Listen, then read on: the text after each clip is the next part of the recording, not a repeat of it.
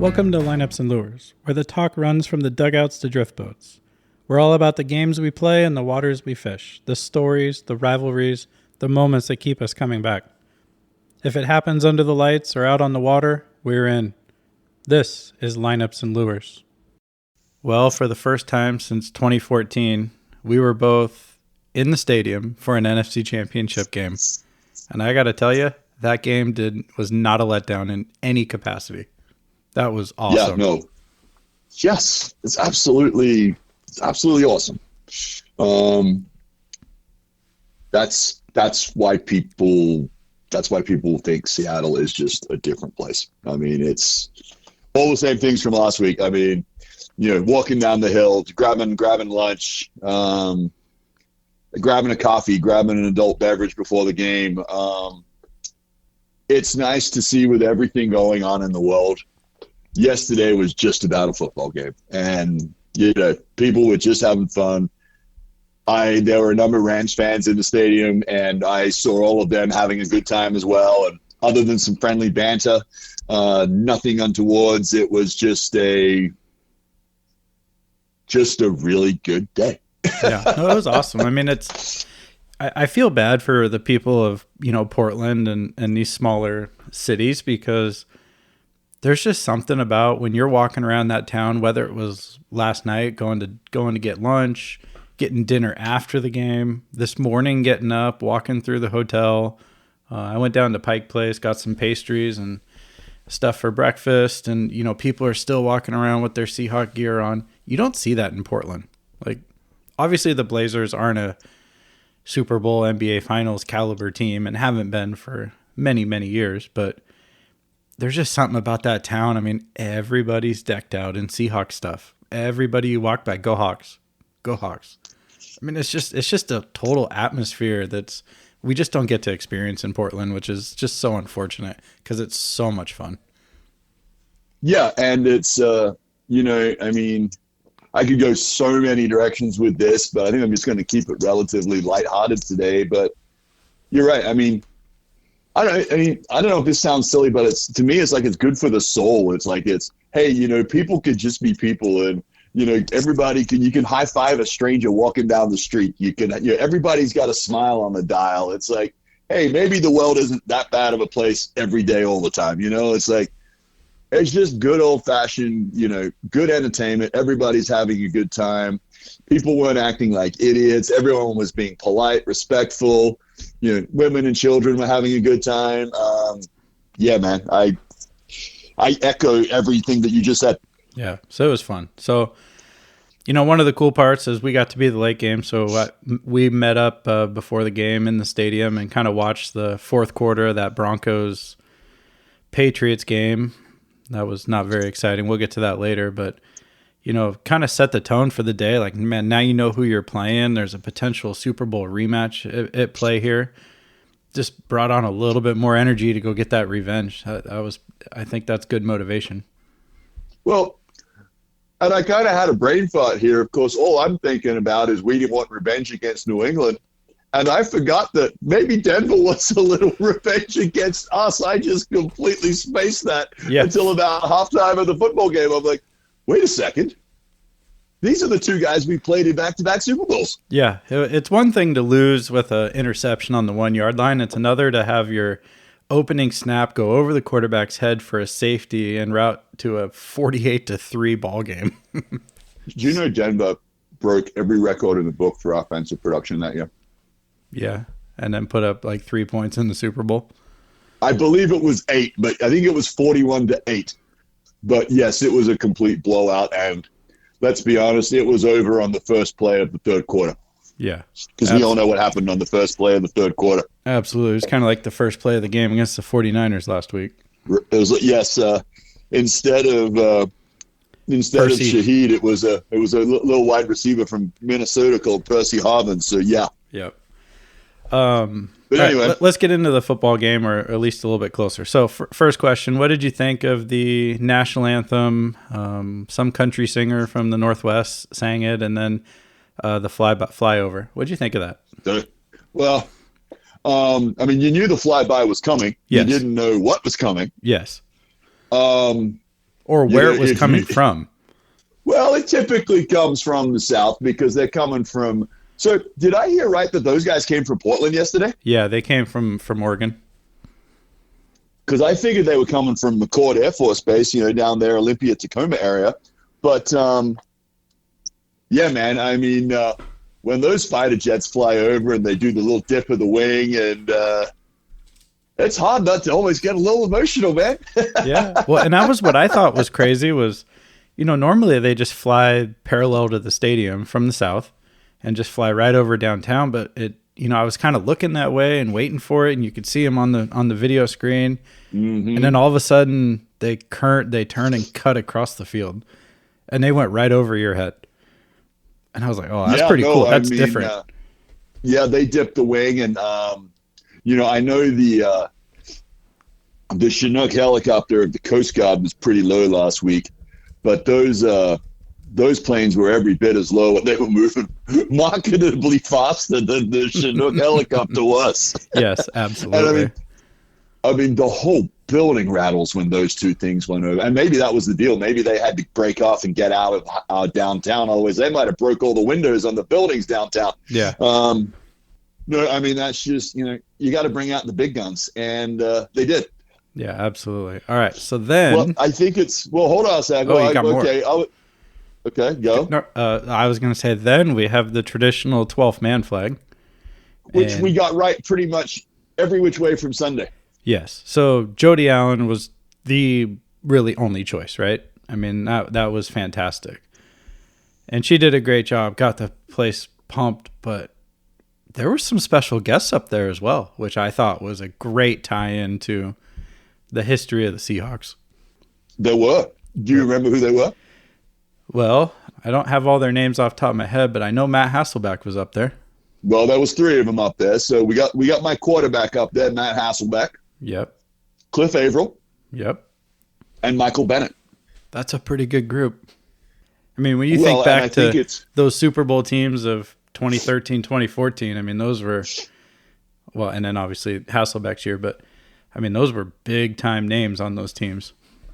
Well, and let's not forget that Richard Sherman did his pump up thing before they raised the 12th man flag, right between the national anthem and the 12th man, where he came out with the Michael Crabtree weak ass receiver deal.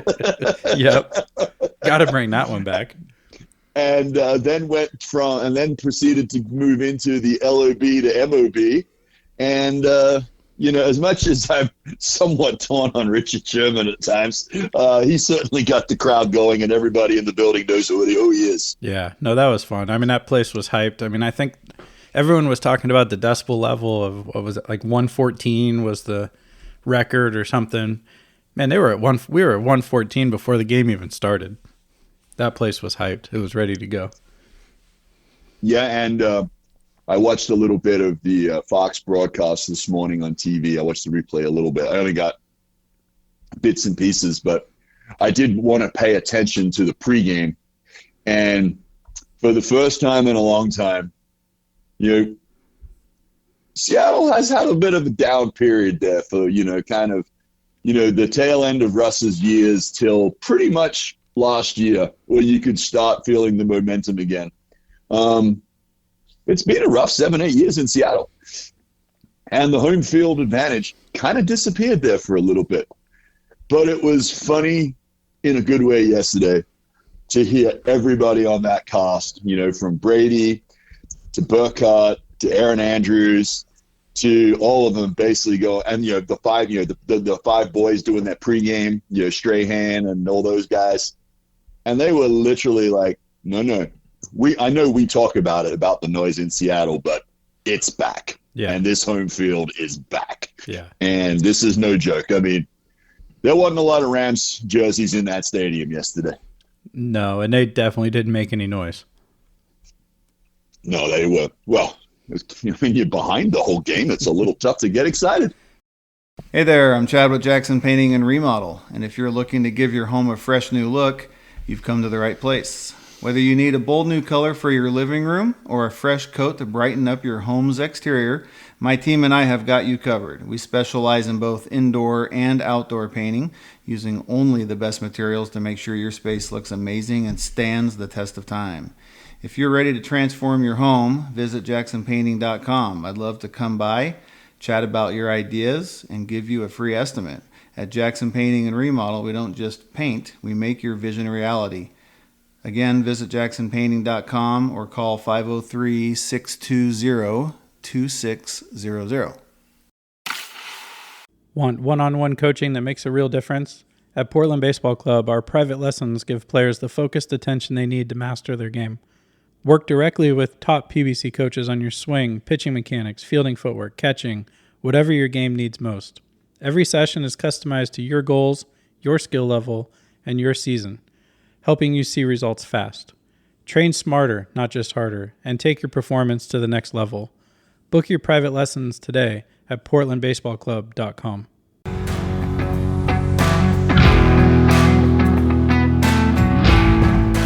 All right, let's get into the football game. So, it just kind of, overall, it just felt like we couldn't stop Matthew Stafford and that offense. I mean, whatever they've figured out with the Seattle defense over the last 12 years, 10 years, I'm amazed nobody else has figured it out, but they kind of have that recipe for being able to move the football and put up points. I mean, I don't know what their average was for the year. I got to assume it was over 25, 30, nearly 30 points a game against the Seahawks, which everyone else, I think, was at 15, 16 points a game. Well, let's just call the spade here. I mean, that is the best offense in the NFL. There's a reason why. It starts with number 9. I think Sean McVay may be the second best offensive mind currently in the NFL. There's another guy about 600 miles north of him that may well be the number 3 offensive mind in football. So we get to deal with the best of the best in our division every year, because neither one of those guys are looking for a job anytime soon. No. So between McVay and Shanahan, amazing offensive minds. And then you've got to remember, when you put an offensive mind together with an MVP quarterback, arguably the best wide receiver tandem in the NFL, solid veteran play at tight end, solid offensive line, a running game, and a defense that is no slouch either, that can control the other side of the ball. Well, that's why they're in the NFC Championship game, my friend.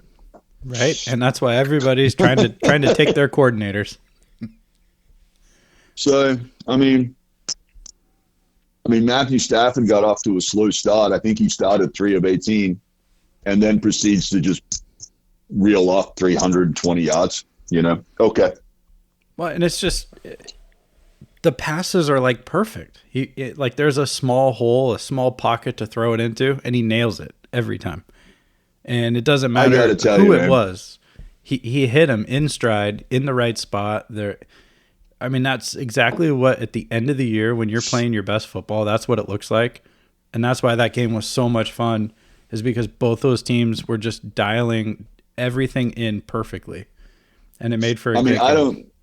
I don't mean to kind of beat a dead horse here, but the Detroit Lions had him for a decade, and they couldn't put a football team around him. I mean, they had the guy. He's odds-on favorite to be the league MVP, and he played like it yesterday. He didn't lose the football game. He didn't have a turnover. He, like you said, was throwing bullets and dimes all the way around the field. That's what an MVP looks like. Yeah, we come out and we throw that long pass to Shaheed down the only pass Shaheed caught on the day, but 50-something yards down the side, and then it's like, oh, yeah, we're putting up some points. And then they turn around and do the exact same thing to Puka. And it's like, well, all right, you got one, now we got one. And it just felt like a heavyweight fight where it was just back and forth, both on offense and on defense. Who's going to blink first, right? Yeah, and that's what it came down to, right? That special teams, because as you like to say, special teams is going to win or lose you a football game in the playoffs, and it might have cost the Rams with that special teams play, but it was who's going to blink first, and then who's going to be able to stop the other offense first. Yeah, I mean, there was a few turning points in that game, right? Like, we come out strong, but Stafford turns around and drives them back down the field, and at the end of the day, it's a one-score game at halftime, and everyone's sitting there going, "Here we go again with the Rams." They started slow and were starting to pick up. We had a couple of not necessarily 3 and outs, but short drives, didn't score, and we're like, yeah. Yep. And we get the ball after half, and we're thinking, all right, maybe Shaheed takes one to the house. I mean, they weren't kicked into him; they kicked that thing, back of the end zone all day long. So, and then we have those back-to-back, a penalty and then a sack, and it was like 3rd and 27. Yeah. So we run the screenplay and get out 2 yards or whatever. And I remember I was talking to my buddy in the stands, and I'm like, we got the best punter in the NFL. It's okay to punt. Like, we're not going to lose the game because we punt a couple of times. He's going to go and put this thing inside the 20, and they're going to have to go 80 yards. And what happens? We get the turnover. So kind of just going through that game. I mean, are we ready to talk about my favorite player yet, or is there other things we want to get to before I talk about my favorite player? Not yet. I want to say one more thing. And yeah, go for it. As you're engulfed in the game and you're watching, do you realize that neither team scored in the fourth quarter? Really? Really. It was 31-27 at the end of 3. Neither team scored a point in the fourth quarter. Doesn't it feel like it was back and forth all fourth quarter long? But yeah, no points scored. God, I hope there wasn't someone sitting on the over with, like, did Van Pelt have a great bad beat or something for somebody? Maybe. We'll have to check that one later in the week. But it just felt like there was like so many twists and turns in that fourth quarter. Well, and then I looked at the box score and I was like, wait, nobody scored? That's crazy. Well, I think what also makes that, kind of it tricks you on the eyeball test is that, the Rams are down there, inside the 5 on 3rd and 4th down and don't get it. So, that kind of should have been, scored points on the board, but it didn't end up working that way. So, that's kind of the bit that tricked me, right? Yeah, exactly. It felt like everyone was in the red zone. And like you said, I mean, we punt, we'd get him inside the 10, and then they go right down the field. And then we do the same thing, and then just no points, just drive stalling out. Some fantastic punting, great special teams. Man, that was just a great football game. Well, it could have been a little bit greater, but yes. Well, all right, let's get into that. So the play that probably scared Seahawks fans and made this game from being over. I mean, if we go down, we get that stop, the game might be over. I mean, we're rolling, we stop them big time. Instead, penalty, next play, touchdown. Go ahead and give everyone your thoughts once again on Mr. Reek Woolen. Number one, he wears my number, and that's just not allowed. You are not allowed to disgrace that jersey number. So that's my first problem with the guy. All right, 27's a magical number, and he's got no business wearing it. So this is much deeper than just his play on the field. Oh, this is on a deeply personal level. No, I'm just kidding. Not really though. There were 4 series of events that happened here. 2 plays before the penalty, there was a ball that he should have picked. Yes. And he doesn't. Then he does make a good play and breaks up the pass to get to, 4th and 12. They are punting. Punt team was on the field, and he's got to go and do the taunting thing. Now. Hold on. Before you keep going, have you seen the video of the taunting? I have probably seen it at 7 or 8 different angles multiple times. Okay, perfect. I'm just making sure. So, I have. Number one, what he did on a level of egregiousness and in an NFC Championship game where I think the rope needs to be really long, I don't think warranted a penalty. Okay. Personally. After you see what they let go earlier on the game, on the first play of the game, one of the Rams linemen that came down on the kickoff coverage goes and headbutts one of our guys. That's normally a 15-yard penalty automatically. You headbutt a dude, you get 15 yards. They didn't call it. Conversely, and we're kind of fast forwarding and then coming back, but in the play after Stafford goes and hits the tutty over Reek, and on the very next drive, Donald gets sacked and 360 body slammed into the ground, which is 10 times out of 10 a penalty. Yes. And then after that, the lineman goes and does his little version of the icky shuffle or whatever it was, basically standing right over Donald's head while he's doing it. If anything, that was a lot more egregious than what Reek Woolen did. My opinion. I'm kind of standing up for the guy at the same time, but getting back to the situation, you got to know better. You made the play. Go and high-five your guys, get off the field. Don't give anybody an opportunity. If McDonald didn't say something in the pregame to the fellas, hey, look, if you think the NFL doesn't want the Los Angeles Rams on television in 2 weeks rather than the Seattle Seahawks, you guys are kidding yourselves. We got to play this thing perfect. And I don't know. I mean, I'm not getting into referees or whatever at this point. I'm just saying that don't do it. Don't do that bonehead play. You've already won. You know, sometimes just be humble, walk off the field. Go, high-five your guys. And like you said, we get the ball back. We were up 11 at that time. Even a field goal puts us at 14 points with basically, the fourth quarter to play. Yeah, that should have been the ball game. And then not only that, then he goes and basically loses his cool. Stafford's a veteran quarterback. He lined Puka right over the top of him and threw it straight at him on the very next play for a touchdown. Yeah, of course. So then he gets beat. Yeah, gets beat because he's distracted. And then, Stafford's like, I got this guy. Here we go. And, Yep. I mean, it was a simple go route down the sidelines, and he just got beat deep. And then you've got the whole, then he comes after the play. He walks over to the sidelines, takes his helmet, hucked it into the bench. That thing's 20, 30, 40 yards down the sidelines. Now he's got other defensive players that he's arguing with, and they're probably telling him, WTF, and rightly so. And for the first time in the course of the season, we've got trouble in paradise. All because of a bonehead play. I also looked. I will give you one guess who the most penalized player on the Seattle Seahawks is. Oh, it's Reek Woolen. It's not even close. I'll give you another guess. Who's given up the most yards from penalties on the Seahawks? Okay, but that's different because you're talking about pass interference plays 90% of the time versus a lineman is getting hit 5 yards for a offsides or 10 yards for a holding. You're giving up 40-yard pass interference plays. So I think that stat's a little bit skewed in your argument, but I do understand the sentiment that he is the most penalized and given up the most penalty yards on the team. Although he has played a lot better as the season progressed.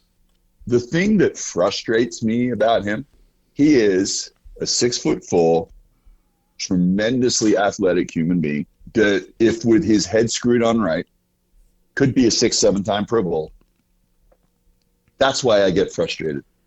If that was a guy that I'm like, he's got no business being in the league, you sit there and you go, he's got no business in the league. He's got every business being in the league. And if he just shut up and play, he might be a Pro Bowl of 5. He might be a Hall of Famer. He's got that kind of ability. But then he does these bonehead, knucklehead things. It's the same reason DK Metcalf's in Pittsburgh. That guy had all the ability in the world. He might be the most physically gifted player in the NFL. But then he does these bonehead things. I mean, we always joke, he's going to get you 2 touchdowns one weekend and 4 penalties the next, and you don't know which guy's showing up that day. Yeah. So, that's my only negative on this whole deal was that series. And I got to tell you, I was yelling and screaming on the sidelines. I was surprised McDonald didn't take his helmet and bench him. I'd like to get your thoughts on that. I don't think it was that bad. I think in that situation, watching the highlights of it, the referee kind of got in between him and the bench and kind of gave him the little hand signal like, hey, okay, you got your piece in, move along. And he was kind of moving back toward the Seahawks side, and then he doubled back and went right back over to the coaching staff, and that's when he got the flag. So I think he did give him a little bit of a leeway, but then he kind of went a little bit too far. If that would have happened if that play was on the Seahawks side of the field, there's no penalty. There's no issue here. But because it happened on the Rams side, and of course, just like everyone playing against DK, they egg him on and go, hey, they lead him right into that 15-yard penalty. I think they did the same thing, and it just sucks that it was on a 3rd and 12, and we were getting the ball back. I wouldn't have benched him. I think it's part of the game. I mean, I've never played football, but I imagine it's a extremely emotional sport. And when you're talking about the right to go to the Super Bowl, and you make a massive play and stop on 3rd and 12, and you can feel the momentum of the game swing, and I can understand why somebody would, do that. Unfortunately, and that's that's a valid statement, and I mean, hell, even coaching kiddos 5th, 6th, 7th, 8th grade football, you get fired up on the sidelines. I mean, yes. That's just how that goes. I mean, thankfully, we're 45 and not 25. So, one of us will usually say something, everybody will be like, "Wait, zip it," and you're like, "Oh yeah, sorry, forgot." Yep. Well, and don't you want your players playing with emotion? I mean, you don't want them just being zombies going through the game. Like, he has to play with that emotion to do what makes him good. But there's that fine line, man, and it's hard sometimes it's hard. There is, and it's just, and look, hey, selfishly, we want to win the damn football game. It's like, dude, we had these guys, we got them, and maybe someone had teased the line up to 5.5, 6.5 too. So I was sitting there going, I got a little financial interest in this game staying at 11 points. So yep, there you go. I mean, I'm a human being and a fan too, man. That's part of the game, right? Yeah. Look, at the end of the day, I don't want to, blow this day on Reek Woolen. And, at the end of the day, we won the football game, so we don't have to have that conversation. I believe he will be our starting cornerback next week. And I hope some guys in that locker room can get through to him and just be like, hey, man, we need you, but we need you the right way. And that's probably the best way to handle it. Mike McDonald handled it extremely professionally in the post-game press conference. And I'm sure they'll deal with it during the week. But at the end of the day, it's grab your lunch pail and go back to work. Yeah, I think what you saw on the sidelines, the clips that we've seen is players handling another player. The coaches probably didn't have to get involved in that. And that's the mark of a really good football team. And that's why this team is going to the Super Bowl. All right, let's get to the very 100%. End of the game. So game ends, Puka rolls out of bounds, clock ends, big celebration going on. They get down to the podium, present the trophy to Jody. Fantastic. They bring Mike McDonald onto the stage, and Terry's trying to kind of load him up with a question. I want to play this clip for everybody just so we're all on the same page when we talk about this, but this might have been one of my favorite moments of the Seahawks season. So here's the clip. Into the season, you're an afterthought to the Rams, to the 49ers. How does it feel to go through both of those teams to earn your trip to the Super Bowl? We did not care.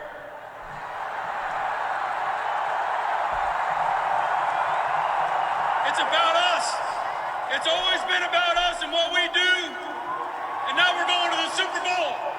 Yeah, was that fantastic or what? It was like a WWE interview. Like, he's just so stoic up there, and I thought it was just a great quote. The guy's a savage, man. Yes, the guy's a savage. And do you want to know what I didn't realize? Do you know Mike McDonald never played a snap of football in college? Really? No. Did he go straight into coaching, like helping out on the sidelines, or what was he? How did he get into coaching then? He got a business degree and was going to be an accountant for Ernst & Young. Interesting. And took an internship at the Steelers and said, I want to try this football thing out. Jeez, and became one of the greatest defensive coaches in current football. That's pretty amazing. Yeah, no, I mean, I'm not saying it can't be done, and I'm just saying it's a unique way to get there. The guy should be an accountant.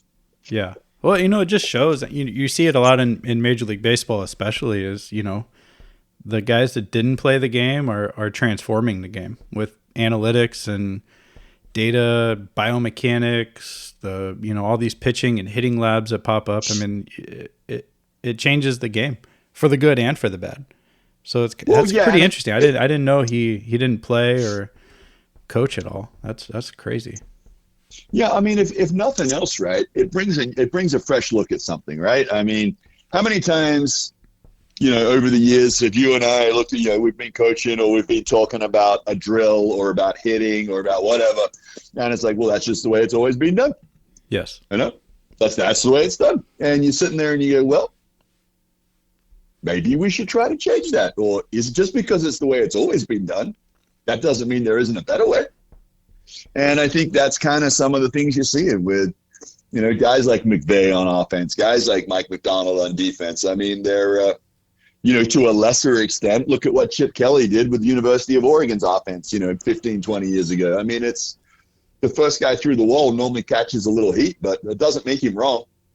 Although you don't really see Chip's super up-tempo offense in the NFL, and you really don't see it that much in college football anymore, but it did have a profound effect on the game there for a little while and got him paid. Yeah, but and even though maybe the up tempo wasn't going to be a thing at the next level, some of the way of using evolving a West Coast offense into evolving the RPO, using your tight ends and your backs more as receivers than blockers, and going away from the traditional models was it was game changing because you could see it trickle down. I mean, I said earlier in the podcast that I think we've got the number 2 and number 3 offensive minds in football. Well, the number 1 offensive mind is in Kansas City. And you see some of the things that Patty Mahomes and him have drawn up over the last 5-10 years. I mean, the little shovel passes, the little give and goes, the no-look play. I mean, these are all things that, they're sitting around in the coach's office goofing off on the whiteboard going, let's give this a shot in practice. So, I mean, that's the kind of stuff I'm talking about. But anyway. No, but, man, that was fun. The NFC Championship in Seattle, I'm not sure there's a better atmosphere in professional sports than that right there. So I'm really hoping that we don't have to wait another 10, 11 years for that to happen again. I feel like this team could be on a run for a little while. And, we got a week and a half leading up to the Super Bowl. So we can preview that a whole bunch coming up, but man, that was a fun day in Seattle. We are 4 for 4, my friend. Yes, we are. Thanks for listening to Lineups and Lures. If you enjoyed the show, don't forget to rate, like, and share the podcast. It helps us reach more fans, more anglers, and more stories worth telling. We'll see you next time, whether it's out on the field or out on the water.